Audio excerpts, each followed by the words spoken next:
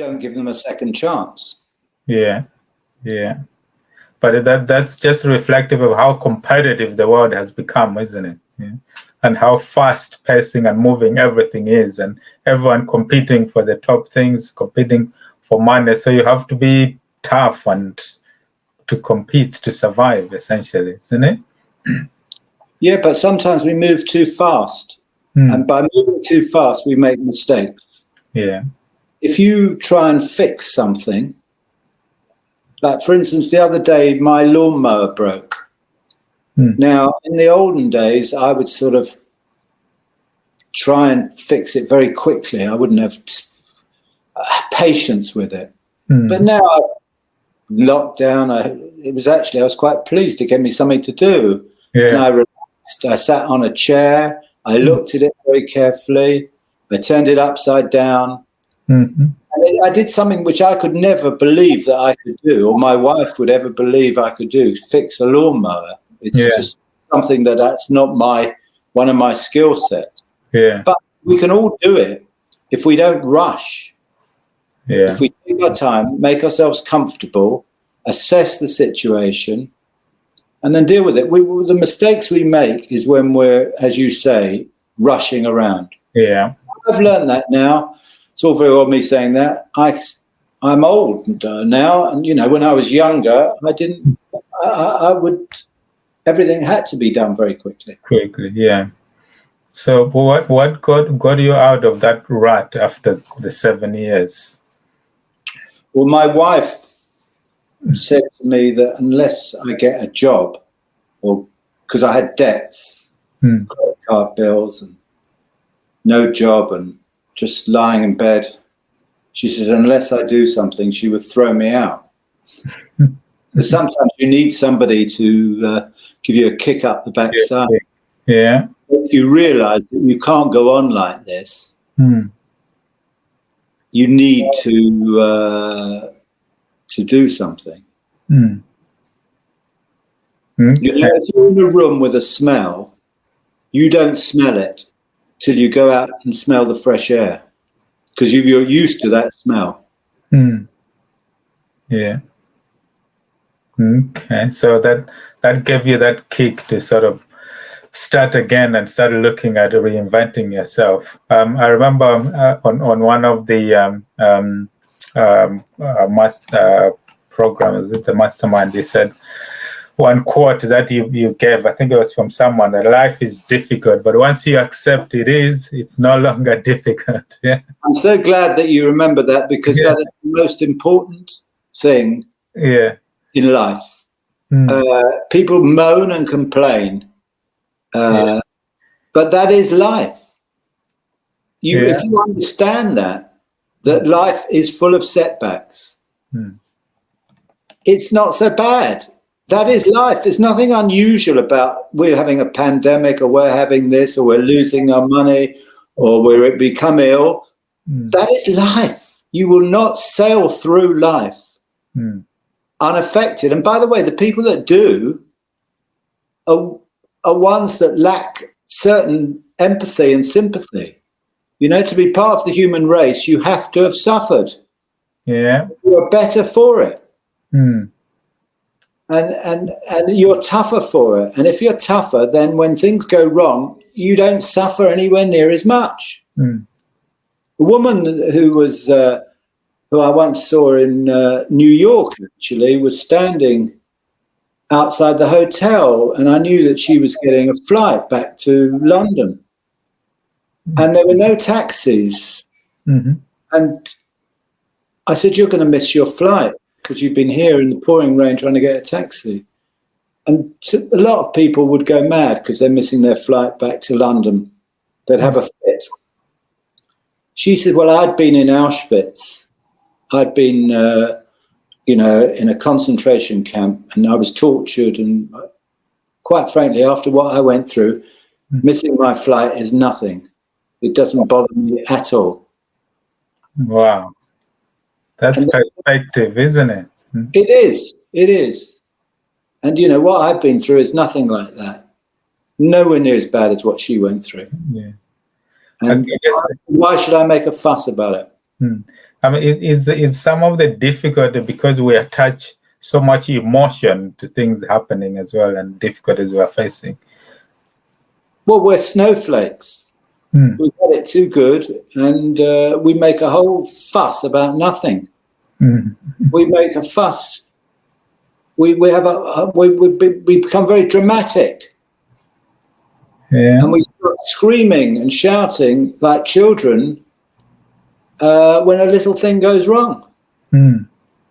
We can't handle it, and then but life is difficult. So you have to get that. So it wasn't me that came up with that phrase. It was the first line of a book called The Road Less Traveled by Scott M. Peck. Yeah. Starts his book. Yeah. It's a brilliant book about life. And that's the first line in the book. You can read that book and then put it down. You know, I'm reading this book at the moment.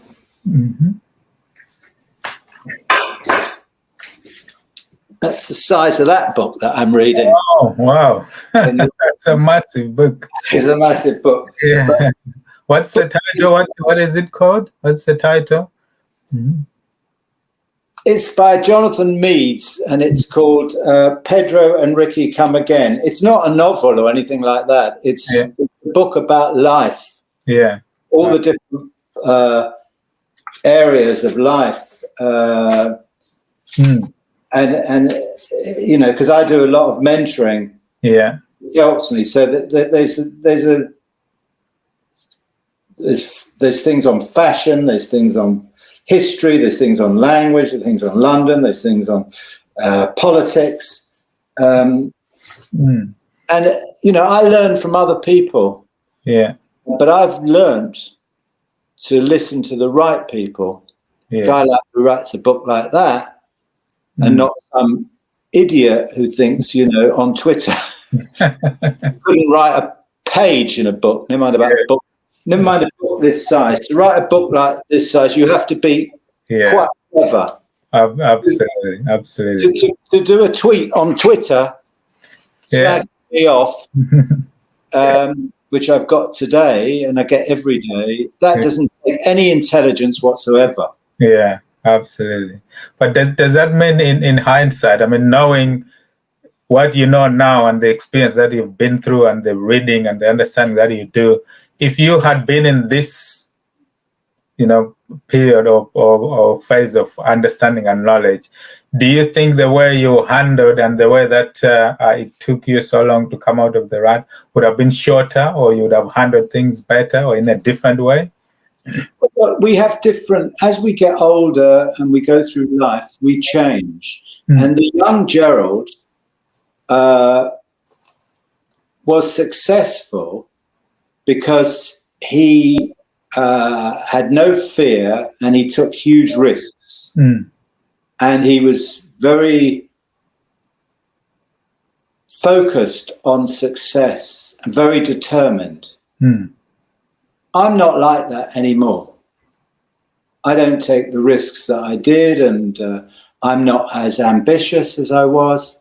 So I had a lot of faults when I was 30, in my 30s, but I was successful up until the speech. I was successful because of those qualities, which I don't have now. So today I wouldn't be able to do what I did then.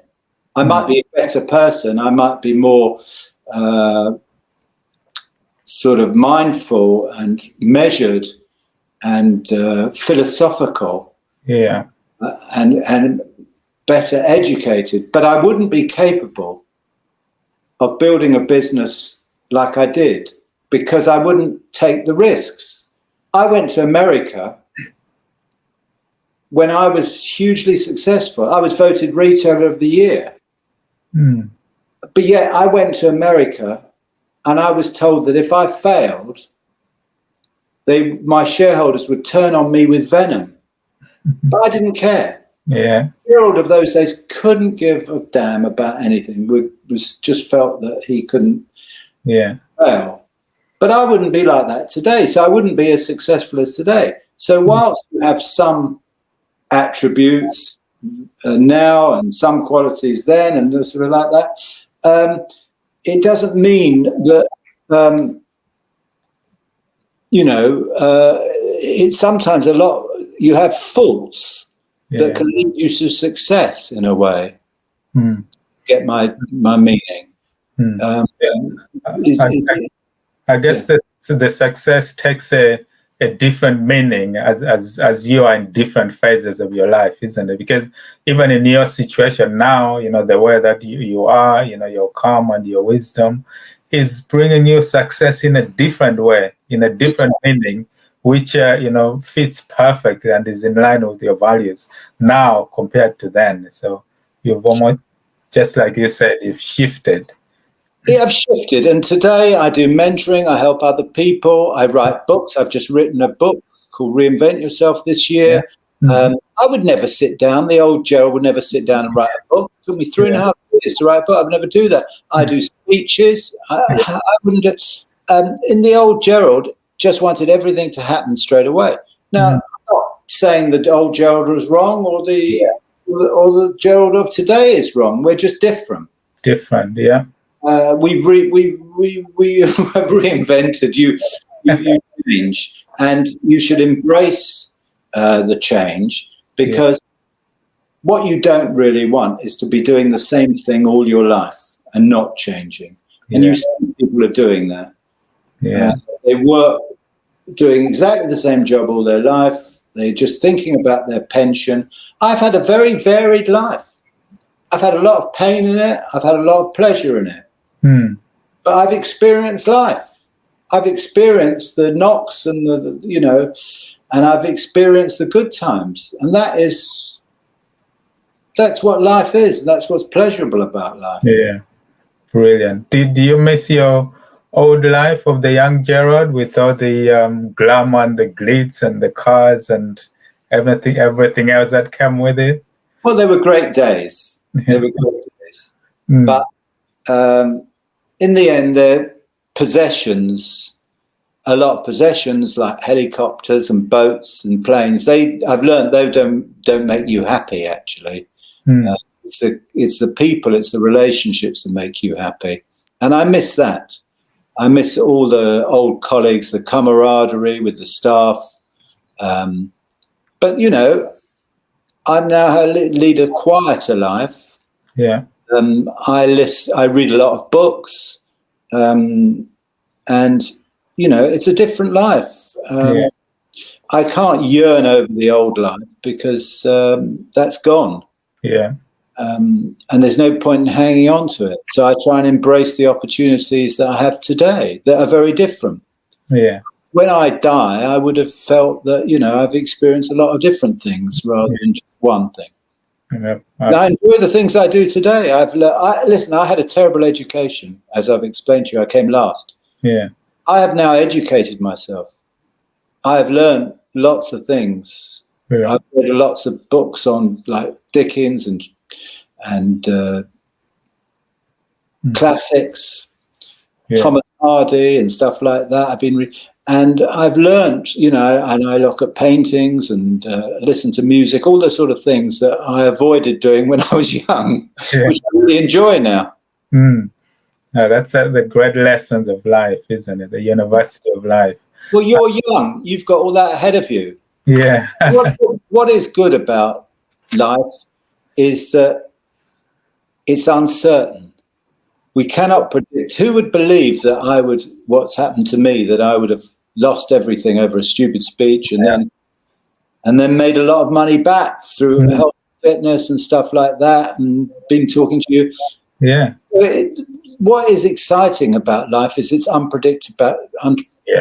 One thing I have learned is you can't predict the future. Yeah. It'll always surprise you. Just when you think, this is gonna happen, something ridiculously happens, and your life gets turned upside down. Yeah. Oh, brilliant. Now, just you probably listened. There's in this cautionary tales, they did this episode about, where they compared Martin Luther King Jr. Cautionary tales, yeah. But I thought it was an interesting twist there, because not so much about, it was almost comparing the preparedness in a speech as well as what happened between you compared to Martin Luther King as being a question of judgment, not preparedness. Because for you, the speech, you prepared it, you were really prepared, you asked people for feedback, and everything was all set. Just like I think he puts it in his cautionary tales that Martin Luther King had also prepared the speech and everything was set. But there was just a difference in the judgment in terms of some of the content that was in the speech. Yeah, what was your take on that? He changed his speech midway, didn't he? But I didn't realize that. It was very interesting because somebody started out something. He was never going to say that. Yeah, absolutely. That's just, well, it's unfortunate that the Sunday Times this Sunday picked that podcast as their pick of the week, when I had done 6 podcasts, like people like you and others that have all been very positive, which they took the trouble of speaking to me and getting the facts from the horse's mouth. Tim Harford didn't do that. And he got it wrong. He's got a lot of things wrong in that because he didn't bother to speak to me. But of course, the Sunday Times, when they have to pick the choice out of the 7 podcasts, the 6 are hugely positive about my recovery, how I bounced back. Absolutely. I learned lessons. No, they would always pick, because the press never changed, they picked the one that was negative and rubbish about me having contempt for customers and making fun of people and stuff like that, which is so not true. But that's the press's agenda. They don't want to hear about Gerald Ratner learning a lesson, coming back successfully. That's not interested. What they're interested in is somebody losing everything and suffering. It's just very sad. It is, and essentially that's what sells the papers, isn't it? Again, I remember, last time in the mastermind group where you talked about 2 stories that appeared in the newspaper about, one is it a stockbroker losing something and committing suicide, and then there's another story. But then the one that got in the biggest read and headline was the sad one. So that's the nature of the press, isn't it? Yeah. It's the nature of the press, but it's more the nature of us, because the press are only writing those stories because they know that sells newspapers. We would rather hear about negativity than positivity. We feel that if we're suffering, we're doing badly, it's all right if somebody else suffers. That makes you feel better. Which is rubbish. What difference does it make that somebody else is doing badly? That doesn't help you. But, so somebody once said, if you want to understand what a man thinks about himself, listen to about what he says about other people. When he insults people the whole time, and he's really unpleasant, he's really talking about himself, his own life. That's. And then you get somebody who's really positive and is very pleased that somebody's earning a big salary and they're doing well and expanding. I think it's great. They're talking about themselves. They're thinking, well, I can relate to that. I'm doing really well. So when you hear people criticize people, it's because they are miserable people themselves. That's great. That's great. I mean, your story is such an inspirational story, and which is why, your book, the Rise and Fall and Rise Again, reinventing self, is something that can inspire a lot of people, because just like you say, business and life is difficult. And if you can relate and learn from experience of people who have experienced it in the hardest of ways and see how they've reinvented themselves and come back and do something even, better, I think that is a great way to get inspiration from. So that's why, Thank you very much for saying that, Alex. But, I go around doing these speeches all over Europe, to hotels in Manchester, Liverpool, London, Leeds. And everywhere I go, they listen to me and I get nothing but kindness, compliments. Yeah. Really lovely people. Not once have I had any hostility. Yeah, because they're the people that have met me and listened to my story. But the people that never met me know nothing about it. They're the ones who've got the most to say. Yeah. People who are the most ignorant about me are the experts. And they're, you know, the press that never bother to speak to me, just have to write stuff that is stereotype about me, which is just rubbish. Yeah. I made a mistake. I'll be the first one to admit that. But, you know, we've all made mistakes. Yeah. Just say that, you know, that you should be criticized for the rest of your life because you made a silly mistake, careless moment of bad judgment. But, you know, all these people that don't know me, I get nothing but abuse. People who do have met me, I get nothing but kindness and compliments. Yeah, I mean, in some circles they say there's no such thing as a mistake, just lessons, isn't it? Exactly. And I have certainly learned. Yeah, absolutely. Once you've made that mistake, you'll never make it again. Absolutely, you've learned. But you know, for people in business and everywhere, the biggest piece they can take to leverage themselves is actually to learn from other people's mistakes, so they never get to make them themselves. It's a lot better if you can learn from other people's mistakes rather than your own, and then don't make them. Absolutely. What would you say is the best piece of advice that you've ever received from anyone?